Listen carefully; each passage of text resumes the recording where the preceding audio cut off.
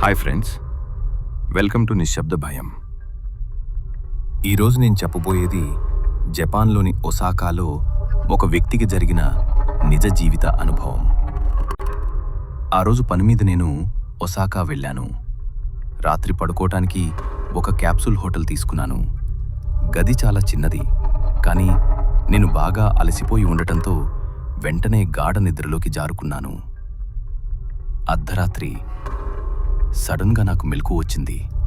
నా వీపు మీద ఏదో కాలుతున్నట్లు, భరించలేనంత మంట. ఆ నొప్పికి విలవిలలాడిపోయాను. వెంటనే లేచి చూశాను. గదిలో ఎవరూ లేరు. కనీసం నన్ను తాకిన ఆనవాళ్లు కూడా లేవు. ఏదో పీడకలై ఉంటుంది అని బలవంతంగా మళ్లీ పడుకున్నాను. మరునాడు ఉదయం లేచేసరికి నా వీపు మొత్తం లాగుతోంది.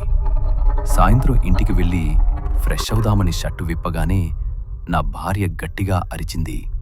తను భయంతో వణికిపోతూ నన్ను అద్దం ముందుకు లాక్కెళ్ళింది.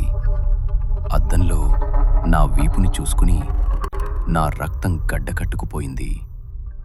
నా కుడి భుజం వెనుక 3 లోతైన గీతలు ఎవరో గోళ్లతో బలంగా రక్కినట్టు కందిపోయి ఉన్నాయి.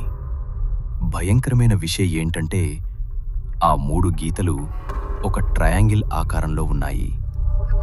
ఆ గీతలు పడిన చోటుకి నా చెయ్యి అస్సలు అందదు. నేను ఆ గదిలో ఒంటరిగా ఉన్నాను. మరి 4 గోడల మధ్య నా వీపు మీద ఆ గాయాలు చేసింది ఎవరు? ఆ రాత్రి ఆ ఇరకైన గదిలో నా పక్కన పడుకుంది ఎవరు అన్న ప్రశ్న ఇప్పటికీ నన్ను వెంటాడుతూనే ఉంది. మీకిలాంటి అనుభవాలు ఏమైనా ఉంటే కామెంట్స్లో చెప్పండి. ప్లీజ్ సబ్స్క్రైబ్ టు నిశ్శబ్ద భయం.